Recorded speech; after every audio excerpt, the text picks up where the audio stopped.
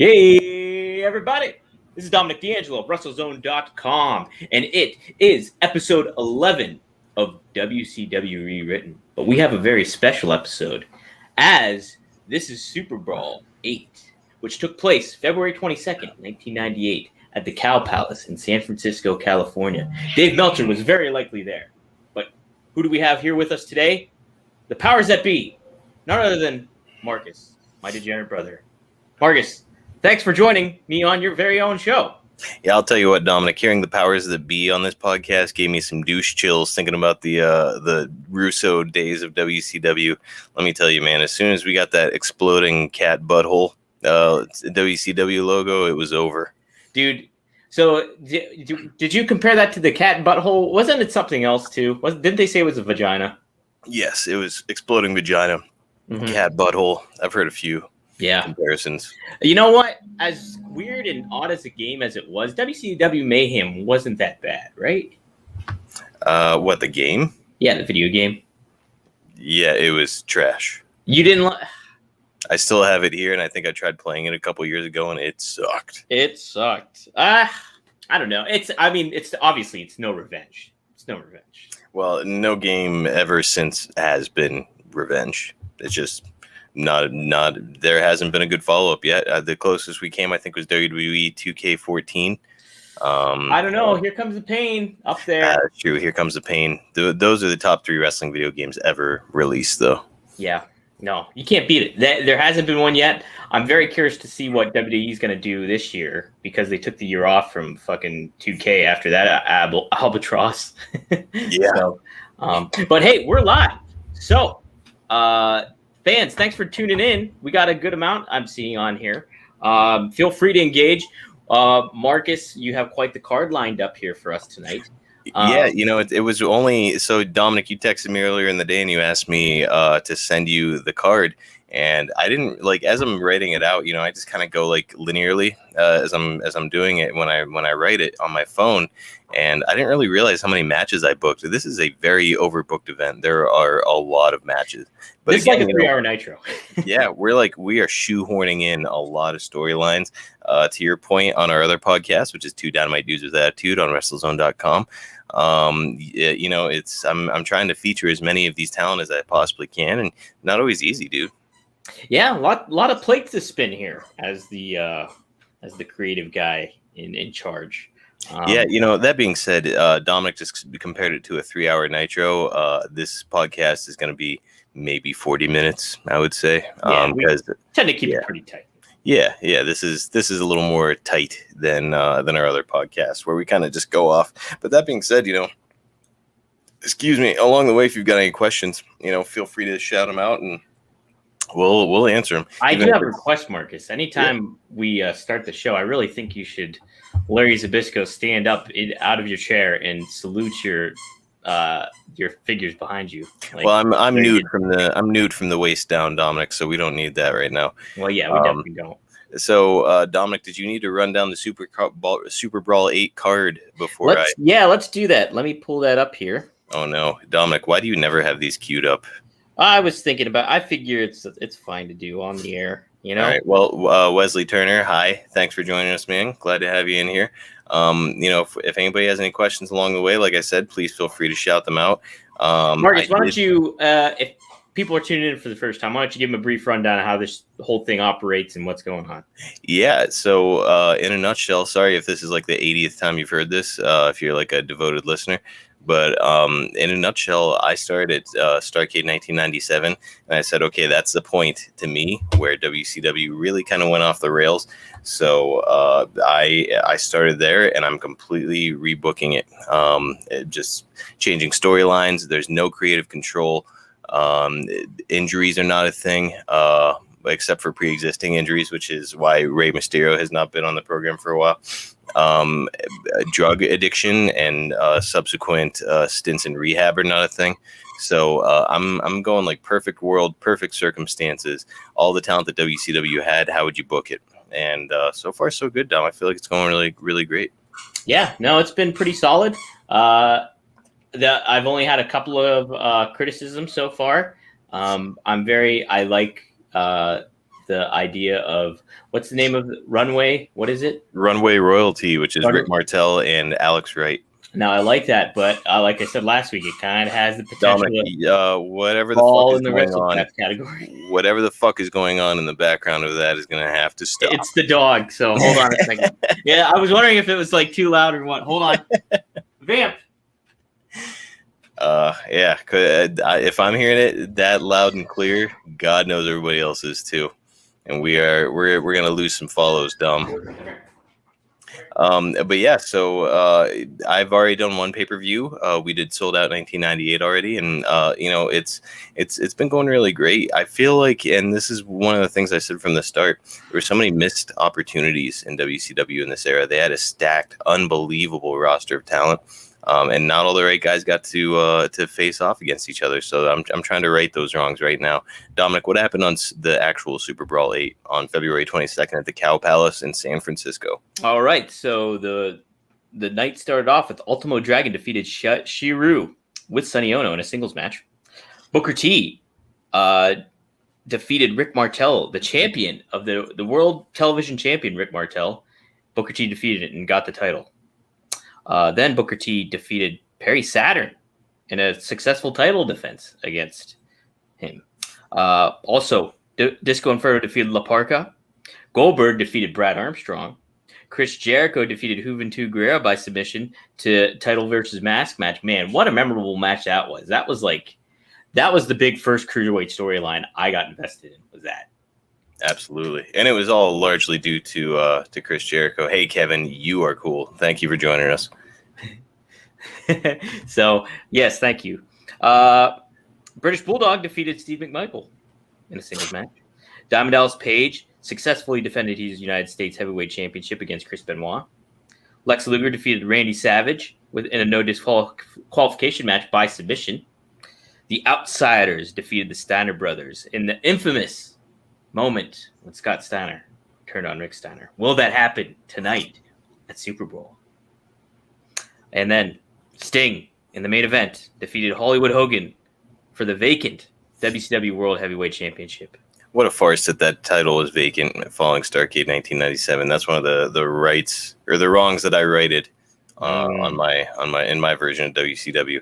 All right, Dominic, you ready for me to jump into my version of SuperBrawl? Yes, Marcus. How did you book SuperBrawl VIII that took place February 22nd of 1998 at the Cow Palace in San Francisco, California? They must be attended. All right, here we go. We get a classic 90s WCW video package featuring Sting and Savage, as well as DDP and Hogan. These matches are the main and semi-main events tonight, and the hype is real. Pyro goes off, and we're live at the Cow Palace for SuperBrawl VIII. Shivani, Bobby Heenan, and Dusty Rhodes are all there. And Dusty's making sure to put over his comrades, Steven Regal and Larry Zbyszko, in their matches against Kevin Nash and Scott Hall, respectively. Tony and Bobby plug the rest of the card, and it is stacked. The Faces of Fear make their way to the ring for the opening contest, and Tony reminds us that they are taking on a man who has yet to lose a single match in WCW. Heenan tells us that those circumstances are sure to change tonight, as Bill Goldberg has finally bitten off more than he can chew in a handicap match against these two monsters. Goldberg's theme hits and the crowd livens. We are starting to really hit our stride with him now, and I am going to just slowly apply the gas starting here tonight. The Faces of Fear are going to dominate Goldberg for the first 3 quarters of this short match. They'll tag each other often and simply outmatch him. Finally, Goldberg is going to come alive by nailing Barbarian with a spear on the return from an Irish whip. Ming will come in and hook Bill with the Tongan death grip, but then Bill will grab him by the neck in return and hoist him up for that crazy gorilla press slam spine buster that he did. Most famously to me, the craziest version of that I ever saw him do was to Brock Lesnar at WrestleMania 20. Oh my gosh. And remember what happened with that crowd? They were all out of the fucking match, but when he did that, like the crowd popped for that. Yep. Yeah. The crowd was just like completely dead until Goldberg did that. And I think I mentioned it on this podcast before. When Goldberg did that to Brock Lesnar at WrestleMania 20, I was like, it seems impossible. Like when you look at Brock Lesnar's body, like it doesn't look right to your eyes that Goldberg is strong enough to do that. So it was just a wild thing, but he's doing it to Ming here. So Jimmy Hart's going to get on the apron, but Bill's going to thrust kick his little ass to the floor. And with that done, Bill gets Barbarian. Hey, baby. Bill gets Barbarian up for the jackhammer and wins the match in convincing fashion. Hang on, I'm going to mute for a sec so I can cough. Sorry, guys. Oh, hideous. Yeah, getting over a cold. Next up, we get Glacier coming to the ring amid techno and lasers and all the other bullshit that kind of ruined him in WCW. He's getting a shot at none other than Brian Clark in his U.S. title. Clark comes out holding the belt above his head and looking like a badass. I said it before, Dom. I'll say it again. I'll probably say it many times. Brian Clark had everything as a pro wrestler. Maybe he wasn't the best worker. He wasn't. But like as far as just being a pro wrestler, great look, great size, like a sweet finish. How was he on the mic, Marcus? Do you know anything? I don't know that he was good, but he didn't have to be. He had everything else you want. Yeah, you just get him a mouthpiece or whatever, even. Yep, and so I think that putting him in NWO here with Hogan and Bischoff and all these guys who are good talkers, it's just money, dude. All right, bow. Okay, he is going to. I'm sorry. I want Glacier to put up a little bit of a fight here, but ultimately, this match is going to be similar to the last one. Clark is just going to look completely dominant, and like everybody he steps in the ring with has no business in there with him. He's just going to land his finish and pin Glacier with one boot on his chest, and the announcers will put him over as a monster. Next, just we go for clarification too. He's Brian Clark. He's not Wrath anymore, right? Exactly. So he's not going, just like everybody else who joined the NWO. They kind of got shoot names, except for like Vincent and a couple others. But he's Brian Clark. He's done being Wrath. And like that sweet Wrath gear that he had, which was great gear. It was cool gear. It was really cool looking. Instead of saying Wrath on it, it's going to say NWO, and it's just going to be black with like the white swirls coming up it. Yeah. So it's I could see him. He would have fit like a glove in the NWO, man. You even get the like what Hogan had on his boots or on his trunks, like his tights would be like the lightning bolt or like kind of like the Jimi Hendrix smoke that came with all that kind of vibe going on. Would be pretty cool to see. Dude, Brian Clark fit. So next we're gonna go back to a backstage segment where Steven Regal is in front of his new group, which includes Dean Malenko, Tully Blanchard, Larry Zbyszko, Ric Flair, and Arn Anderson. Kevin Nash, for nearly 2 years, I've stood by and watched while you and your clique have attempted to take over the wrestling world. Your people have a stranglehold in New York, and now you and your friends have come to WCW, where the big boys play, in an effort to take over this territory too. Look in my eyes, Nash, and know that what I'm about to tell you is true. It stops here. Your size and strength have helped you throughout your career, but they won't save you now. Tonight, you come up against me, Steven Regal. And in case you've forgotten while I've been away, let me remind you, I'm the best technical wrestler on the face of this planet. Tonight, it'll be your size against my skills. Let's see who comes out on top. Dean Malenko and Tully Blanchard are on next. Kurt Hennig and Conan, Dean's going to start. Kurt Hennig and Conan, you two are an embarrassment to the wrestling industry. Tonight, Tully and I will show you what true wrestling legacy looks like when we send you both slinking off to whatever garbage dump you came from. Tully goes next. Tonight, Hennig, I want the match to start off with me and you. I want to look you in the face and see the fear in your eyes when you realize that you're in over your head when you stepped in the ring with the best. And it doesn't matter that your lackey, Rick Rude, will be at ringside, because we have a couple guests of our own. Tonight, we'll be joined by two horsemen, Ric Flair and Arn Anderson. Rick takes the mic. Tonight, Rude. I wish I could do a good Ric Flair. Tonight, Rude. If you try anything, the Nature Boy and the Enforcer will be standing by to slap you down. Your group has had the advantage for long enough. If you want to play the numbers game, pal, nobody does it better than two former horsemen. Woo! Finally, Zbyszko goes. Speaking of playing the numbers game, Scott Hall, you can bring whichever one of your loser friends you want down to ringside for your match against me tonight.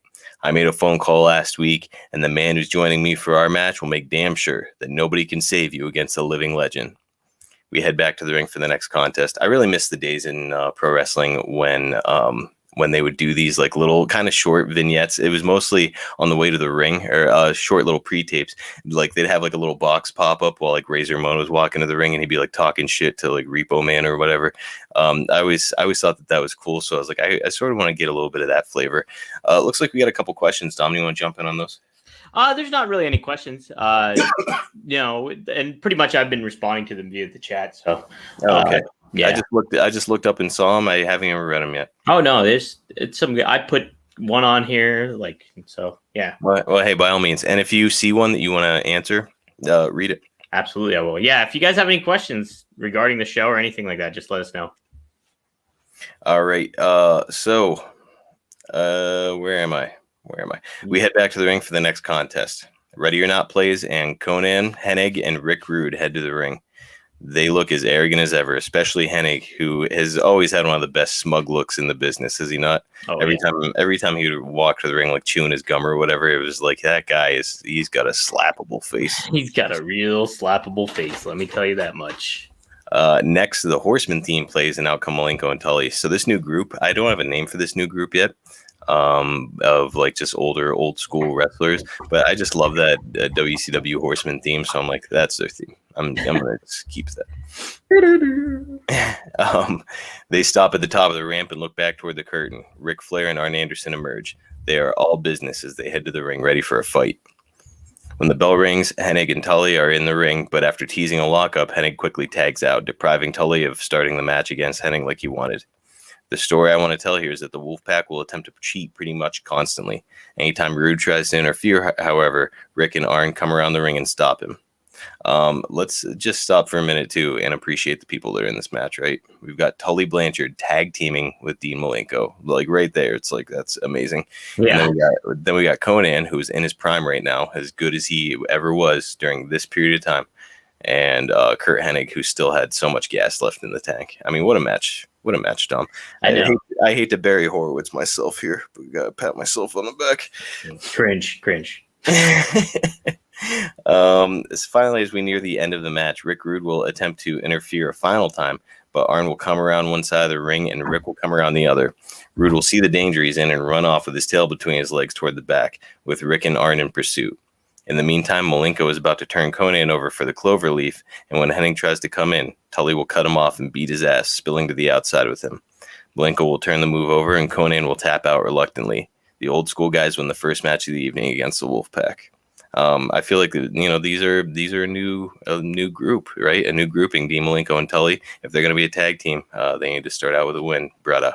I think that's a very fair point, especially if this is Tully's debut match with WCW at this juncture. It's not. He had a singles match on Nitro, if I remember correctly. You booked him in one? I think it was against Konnan, actually. You did? I can't remember. I believe so. Oh. Which he went over in, but he should continue to go over. He's still fresh in the territory. All right, next up, we do a video package of the feud between Jericho, Ultimo Dragon, and Juventud Guerrero. When we return to live action, we are zoomed in on the Cruiserweight title, which is hanging high above the ring. The ring has three ladders, which are open and surrounding it. Kind of like the tables, ladders, and chairs bullshit that they started to do. But I just like that imagery. Just like three big open ladders surrounding the ring. Like, okay, here we go. Yeah. All right. I wrote here, like, how can I even attempt to begin to book this match? I'm not a road agent, right? You and I discussed this before. You aren't? Before I was going through, like, in minute detail of, like, okay, this happens next in the match, and then this happens, and then this happens. And it's like, if I was the actual booker, if I was like Kevin Sullivan in WCW, I'm not telling these guys first you do a drop to hold, then an arm drag. I'm not doing that. And so I'm certainly not going to do it with these guys. They're all in the ring. Huh? Call it in the ring. Exactly. They're all masters of the craft. And I can only begin to imagine what kind of stops they'll pull out in this one. For the finish, however, I do have a pretty clear vision. Chris Jericho is going to be climbing one side of the ladder as Ultimo climbs the other. The two are going to exchange blows when they reach the top, with Jericho looking like he's about to knock Ultimo off. Ultimo wavers and looks like he's about to drop when suddenly he sits back up and he red mists Jericho. Again? Who lets go of the ladder to cover his face and plunges off. Ultimo is about to grab the belt, but Juvi has climbed up behind him. He hooks him for a power bomb and nails him to the canvas.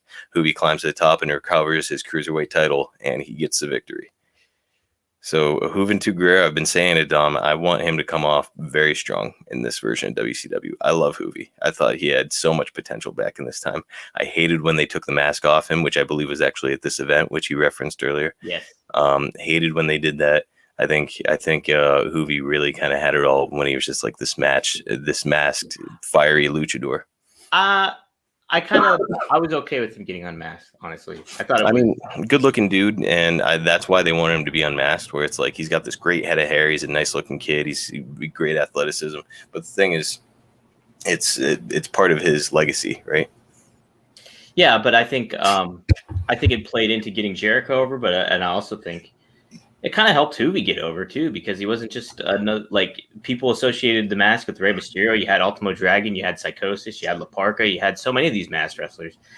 I think it was okay to unmask one of them that was a good looking dude and had a presence about him. So I was like, and when he got unmasked, it felt big. It felt like a big deal. So Nate Johnson is saying, "Hooray for Hoovy, the juice. He was the man. He's glad that Hoovy went over here. So am I." Nate, what's your opinion? Did you like Hoovy better when he was masked or unmasked? I'm a mask guy. I'm a purist when it comes to these luchadors. Dude, I just liked it though. I thought it really helped get Jericho over in a lot of ways. That was like his big thing to hang on his mantle at that point in time was not only winning the Cruiserweight title, but him getting that, and like that, and he carried it around like it too. I believe for weeks after he came out, like wearing the Hoovy mask, which is pretty funny. I don't want to say it was like chilling in a way, but it was almost like, oh my God, he disrespected that man. Like, that's what it felt like. And so I was very much for Hoovy losing his mask. It just meant a lot. Well, Nate agrees with you, Dom. Yeah. He does. Yeah, okay. Hey, there we go. Yep.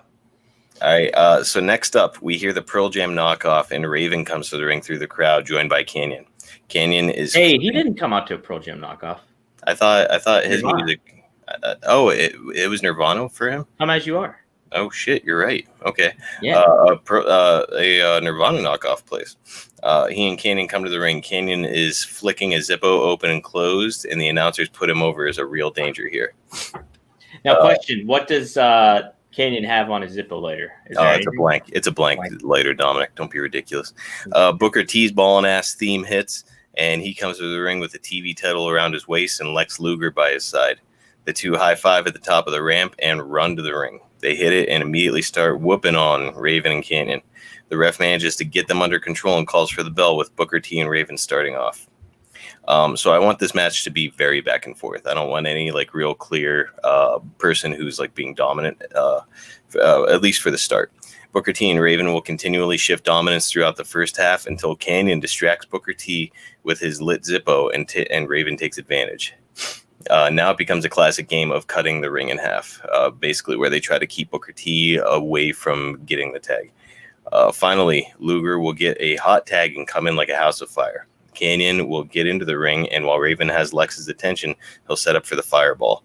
Booker T makes the stop, however, turning Kanyon around and nailing a thrust kick.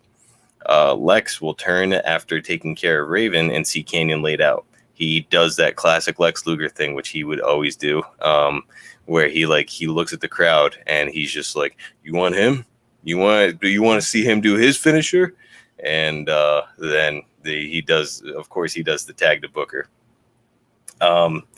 When Lex tags Booker immediately scales to the top rope for the Harlem Hangover on Kanyon, but Raven is crawled over by now and he shakes the rope so Booker crotches himself.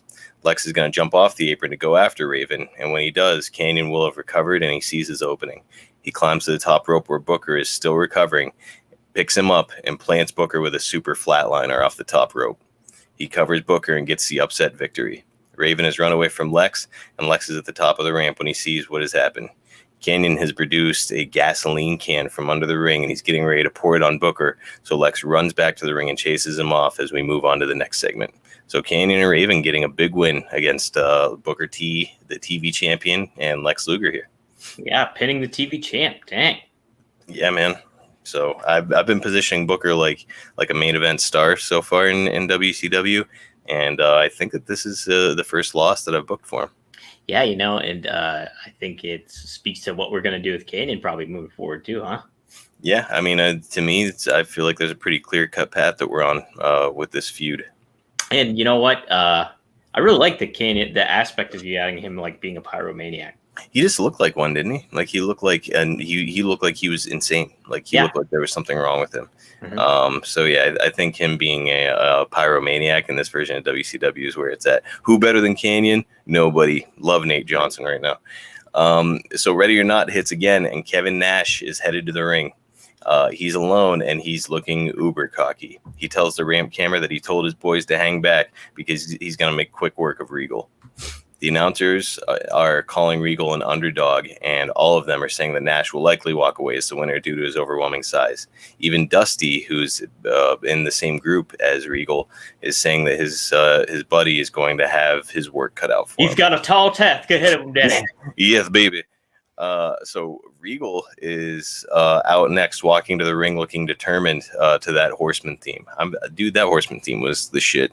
But maybe you can close this show whenever you do the other version with that theme, because it was dope. I can imagine this being a really fun match to watch. Just because Regal's such a good worker. Kevin Nash is underrated worker, especially when he was in the ring with somebody who's really talented like Regal is.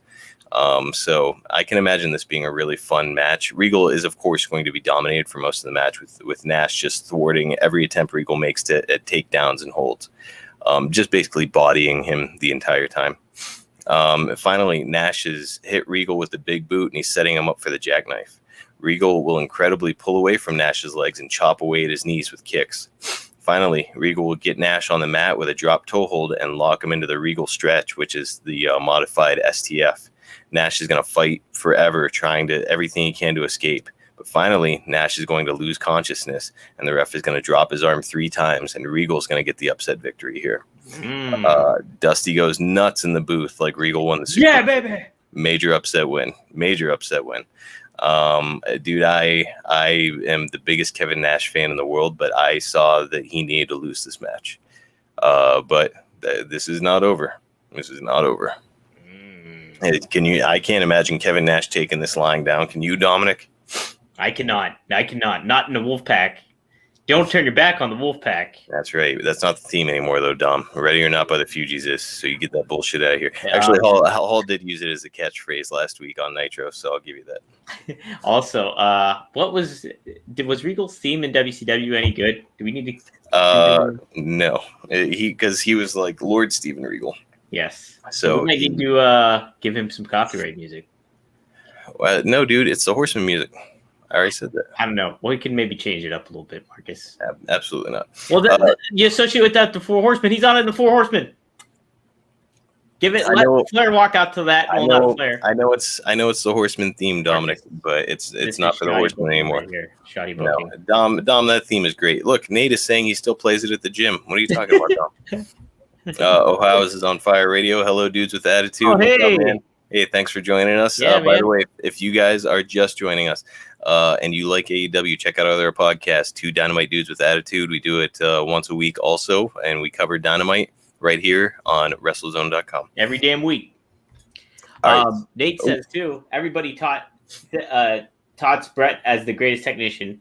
I think Regal could wrestle circles around Bret. So that's, you could make that argument. I would love to see that match. Have they ever wrestled each other? I have no idea. I really don't know. Hey, there's a little something down the road, quite possibly. Boy, Nate's booking this for you. Geez, Nate, I'm going to bring you in as the Terry Taylor in this organization. All right, so next up, Steiner Eyes plays, and the Steiner brothers come out there defending their tag titles against Scott Norton and Brian Adams in Brian Adams' debut match in WCW. The former this was in the summer of '69. No, '98. I apologize. The summer of '98. You get that bullshit out of here, Dom. So I think we all know what's going to happen here. Do we not, folks? Just like Scott's heel turn in real life, at this very event, the Steiners will have the advantage when Scott is going to turn on Rick, costing them the tag team titles and effectively turning heel. Scott Norton and Adams are going to beat the shit. Scott Steiner, Scott Norton, and Brian Adams are just going to beat the shit out of Rick in the ring after the match, and Rick is going to do a stretcher job to close this segment, which is something I think that they were missing during the heel turn with Scott Steiner, where it was like, I feel like it just kind of was very cold as far as, his brother is just like, he goes away. Yeah, but would you beat your brother? I mean, you couldn't do it to me, but I'm saying, would you beat your brother to a senseless pulp where he has to get stretchered out? You'd almost think that you'd hit your brother, and you'd be like, oh fuck, but you know what, fuck you, brother. It wouldn't be the time where you'd be like, okay, well, I'm just gonna keep on beating you because I really, really don't like you. Now you're getting stretchered out. Hey man, I'm trying to raise the stakes here, Dominic. You know, this is soap opera once weekly television. I've taken a humanities class in college, so I kind of feel like I'm more like attuned to life in a lot of generals. Granted, it was just a general course. Nothing. Right, a 100 level class, Dominic. I don't know that you're qualified to make these judgment calls about people's personalities. Very qualified. All right, so next up, Dominic, we've got the match that I'm sure you've been waiting for.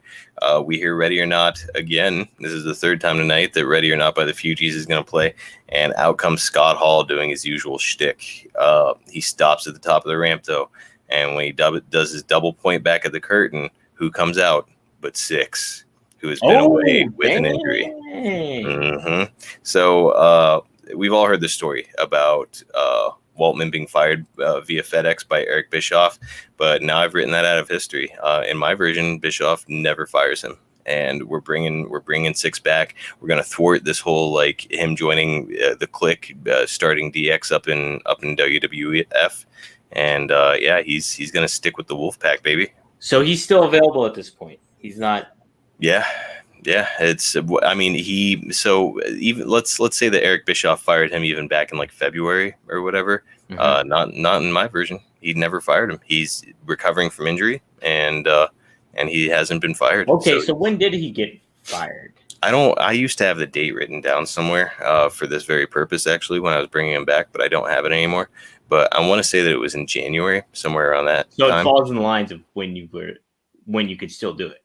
Yeah, and hilariously, if you guys have Peacock or whatever, go back and rewatch this era, because you can kind of see Hall and Nash change on TV after Six gets fired. They keep shouting him out on TV, and that's like kind of the point where they stopped giving a shit, I think, in WCW. Well, no, they made that pretty clear. I think it was an interview with Wade Keller, the PW Torch.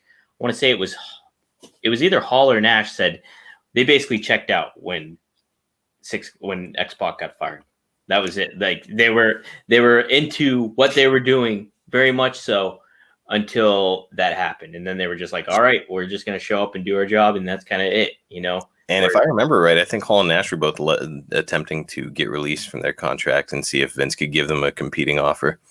Okay. So it was a very interesting time. Bischoff would have been nuts to let him go. Nate saying the mistake that they made was not feeding off and making Rick a dominant, unstoppable face after the turn. I mean, he actually almost beat the Outsiders by himself. It's true. Very true. Yeah, I see a lot in Rick Steiner, but I also see that it might be necessary for him to go away for a little bit to get that out of him.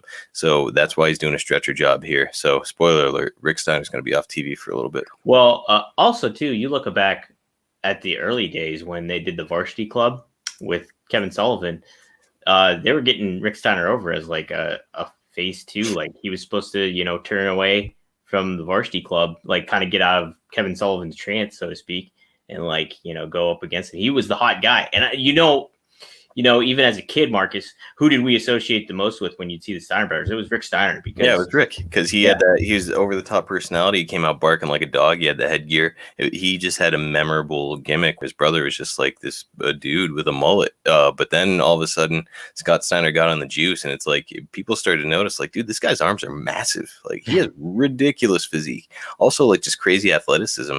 For a guy that size to be doing Frankensteiners, he invented the Frankensteiner. I mean, like, what an innovative dude.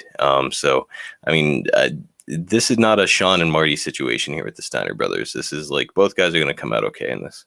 Yeah, it could have been different if we were the Steiner brothers. I think I would have gotten over pretty easily. Yeah, Dominic, anytime you've had a physical confrontation with me, I beat the shit out of you. So, Dominic, next Larry Zbyszko, are you, huh? Next, Larry Zbyszko comes out, and he looks like he has a trick up his sleeve. He's got a little grin on his face. Uh-oh. He points at Hall while he's still at the top of the ramp, talking some inaudible shit before turning back to the curtain. His guest enforcer emerges, and it is none other than the original living legend, Bruno Sammartino. Whoa, Marcus, Big Pop, holy shit. Yep. Massive pop for Bruno, and Hall and Six sell it like they've seen a ghost. Damn. Dominic, Bruno Sammartino appeared for WCW back in, I want to say it was 96, before Hall and Nash debuted. It was either 95 or 96, something like that. He came out as like a special guest referee. So we know that he had a decent relationship with WCW. We know that he had a decent relationship with Eric Bischoff. And we know that. Do we know that? Do we know? Maybe not, but in this case, Larry Zbyszko is there. Larry's probably helping talk him into it. And we're offering Bruno some big money to make an appearance for a night. Oh, it's for a night? Yeah, it's Bruno's not returning full time. There's no way that Bruno would return full time in this era, Dominic. There's just, he had his life here in Pittsburgh. He wasn't the keenest in the business with it and how it was, the direction it was heading. He's very outspoken about that. So. Nope, I'm putting a sack of money in his pocket and sending him back to Pittsburgh after tonight. So this match is gonna be a lot of Hall dominating. Six is gonna get involved often, but Bruno's gonna chase him away from Larry every time. Finally, Six is gonna get his hands on Larry to give Hall the advantage, and Bruno has seen enough. Bruno comes behind Six, turns him around, and clocks him. Six stumbles away up the ramp, attempting to escape, but when he turns, who's waiting for him at the top of the ramp but Dusty Rhodes, who's left the booth and is waiting for him there. He holds Six from behind, and Bruno tees off on him with punches. Hall is distracted by all this, and when he turns around, he gets hooked by Zbyszko's guillotine. Hall fights for a bit, but ultimately passes out. The old school faction has beaten the Wolfpack tonight in every match. So, who better to sell for Bruno Sammartino than Six, by the way? Time. That'd be great. What a juxtaposition too. Absolutely. Yeah. So, Six and Dusty might be starting a little something here. Dusty's meeting him at the top of the ramp. Ooh, I like it, Marcus. I like it. This is you maybe marked out a little bit here for this. Yeah, I knew that having Scott Hall and Bruno Sammartino involved in the same match would be money for you, Dom. Yeah. Andy Flick has asked No Blue Meanie. I don't know if contracts were actually a thing in ECW back then. That's something. I think they were more concerned about getting a paycheck from Heyman at that juncture than anything else. Right. So who knows if he was under contract or not? Dominic, why don't you shoot Blue Meanie a text for me? I can figure that out. Yeah. All right. So hang on. Where am I? Here we go. We get a WCW merch commercial before moving on to the Hard Dungeon versus Los Latinos. So for this match, I think that we all know that the real anticipation here is Bret Hart and Eddie Guerrero getting to touch, right? Seeing those two lock up is kind of what all of us as fans want to see. It's what this angle should ultimately have been building toward. Even though Eddie wasn't really established as a major star during this time, he's the head of this group. Bret Hart is the head of his group. So it's like it kind of makes sense for these two to lock it up. Right. And that's exactly why Eddie is going to be avoiding it all match. So every time Hart tags in, Eddie is immediately going to tag out and smirk at him from the apron. And I want the announcers to really drive home the point that Eddie's playing mind games with Hart. For the finish, Neidhart will be taking Chavo to the woodshed, but Eddie will stifle him with a cheap shot to the back of his head. Hart, at this point, is seen enough, and he comes around the ring, pulls Eddie down off the apron, and starts beating on him.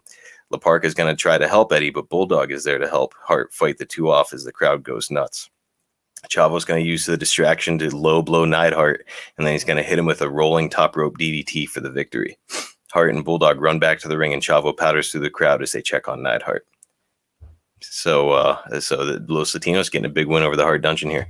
Yeah, good. I think that's some good booking too, because like you look at it, you're getting this. Well, both are obviously new factions. Like Hard Dungeon's a reiteration of the Hart Foundation. But like Eddie, he beat Piper last month at Sold Out, and so now this is a good follow up, and it's good to get Chavo get the pin too. Absolutely, Chavo was the man in this era. He was certainly in his athletic prime at this time. Neidhart was a little past his prime by this point, so I see no issue with Neidhart putting him over clean in the match, which it wasn't even clean. He got a low blow. Yeah. All right, so the production truck runs tape on the feud between DDP and Hogan, and we're rolling on our semi-main. DDP comes out looking like he's ready to kill somebody, and he gets a monster pop. Hogan is out next with Bischoff as Voodoo Child plays. DDP is going to start hot here, beating Hogan's ass as Hogan tries to beg off. Throughout the match, Hogan's going to make efforts to cheat, but and gains advantages here and there, but DDP will continually fight his way out of those situations and regain control. For the finish, we're going to get a ref bump after Hogan takes DDP's discus punch and falls back into the ref. Bischoff is going to see his chances, and he's going to slide into the ring with a chair, but DDP is going to duck the chair shot and drop Bischoff with a diamond cutter to a huge pop. DDP pushes Bischoff's prone body out of the ring, but when he turns around, Hogan has pulled a black spray paint can out of his pants, which he used to do a lot during that era. He'd have it like stuffed down like near his crotch. Right by my Miller's, dude. Yeah, so it looked like he had a massive penis. So he's massive hog, man. And he's gonna spray DDP in the eyes with it. DDP's gonna sell being blinded, and Hogan shoots him off to the ropes for his big boot. Hogan will then drop the leg on Page, wake the ref up, and the ref is going to deliver a slow 3 count for the decisive Hogan victory. Hogan and Bischoff are going to help each other to the back, leaving DDP in the ring. So I think Hogan needed a win. He needed a win against a credible opponent here. And DDP is it. He's trending upward. So Hogan's gonna get his heat back, brother. Yeah, gotta get it back, dude. All right, so here we go, Dominic, the main event for the World Heavyweight Championship. Macho Man is out first, followed by Sting, who repels in from the rafters with the title around his waist. Macho's going to jump Sting as he's trying to get... Is the child narrating the beginning of the intro? I think it's safe to assume that that's the case. Okay. Which, by the way, was Garrett Bischoff. Was it really? Child. Yeah. What? It was. Just dropping news on you, Dom. Was this an 83 weeks revelation? Yes. Wow. Yeah, it was. Eric said that was Garrett. That's pretty awesome. Yeah, so he's gonna jump Sting as he's trying to get his harness off, and we get the match started with Savage having an advantage. As a parallel to the Hogan match, Savage is going to have the advantage for the most part here, with Sting occasionally fighting out before being stopped again. Savage will have Sting set up for the elbow drop, but Sting is going to move, and Randy is looking in a bad way as the Stinger slowly regains his feet. That bastard, Hulk Hogan, does a run-in with a black baseball bat, looking to get some revenge on Sting. Hogan will swing it from the apron, but Sting will catch it and rip it out of Hulk's hand. Hulk looks terrified, and he gets off the apron, and Sting casts the bat aside. But when he turns around, Savage is charging him. Sting ducks his attack and does his classic Sting strikes. You know, you remember he used to like do this, and they hit the backhand. The classic Sting strikes. Back into the corner. Sting is going to nail a Stinger splash in the corner, and the woozy Macho Man is going to flop in the center of the ring, and we all know what's about to happen. Uh-oh. Sting takes his time, but he locks Savage in the Scorpion, and the ref calls for the bell when he sees Savage is completely out. We go off the air with Hogan scowling at Sting from the ramp, and Sting grinning at Hogan, having successfully spoiled his plans. Wow. So that closed the show, huh? Yep. That is the close of the show. So, I mean, Hulk Hogan got a big win. Sting got a big win. Hulk Hogan still feels that he's the world champion. What are we doing? What's going on here? What's going on? So that's it, man. That's the event. I know there was some schmozzes. There were a couple interferences and stuff, but I feel that they were all necessary evils to get the storylines where they needed to be. And I hope you guys enjoyed SuperBrawl VIII. SuperBrawl, I really enjoyed it. I marked out, man. I marked out for that Scott Hall, Bruno stuff. And Six returning. I knew you'd like it, Dom. Yeah, I mean, what an event. We got a couple mystery guys coming out, and they happen to be 2 Hall of Famers. 2 Hall of Famers. My goodness. I liked it. Very intriguing. Steven Regal getting over big time. Kanyon getting clean. Well, not clean, but getting a clear pinfall win over Booker T. Pretty good stuff. Yeah, man. So I wanted to take people on some twists and turns, and I feel like that worked out pretty well. And yeah, tune in next week where we're gonna have the follow-up Nitro and what's gonna happen, man. I mean, we got Eddie Guerrero getting a big win. We've got Kevin Nash taking a big loss. We've got Scott Hall and Larry Zbyszko. Larry's the announcer next week, and Scott Hall's gonna be in the building. What's gonna happen, man? I can't wait to figure out. But Marcus, geez, we're out of time.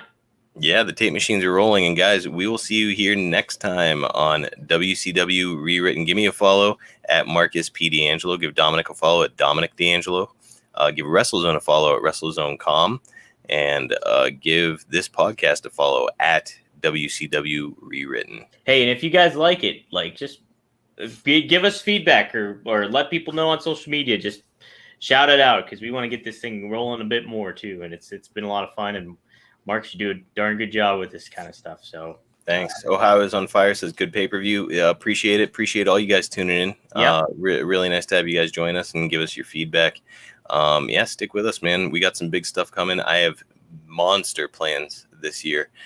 Goldberg is starting to catch fire, and there's going to be some very interesting stuff happening with him. How far out? Yeah, I'm sure obviously it'll go in a different route than what WCW originally did, but you got some pretty unique stuff for him happening.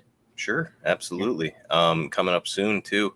You know, I've been saying that I'm kind of putting my foot on the gas when it comes to Goldberg here, because we all know it's coming. The crowd was starting to pop big for him at this time, but it's just like week after week, it just got bigger until finally it's just like culminating with like he wins the U.S. title, and then it's like he's marching toward Hogan, and then we get that live show at the Georgia Dome. And so we're working toward the Georgia Dome because I feel like it was a really special moment. But like on the way there, it's like I'm trying to get him there.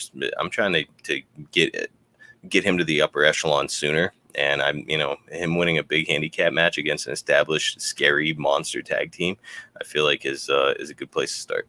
Yeah. Get that heat under Goldberg, man. The man. Yeah, the man. Mm-hmm. So, all right. Yeah, that's going to be it, guys. We will catch you next week right here on WCW Rewritten.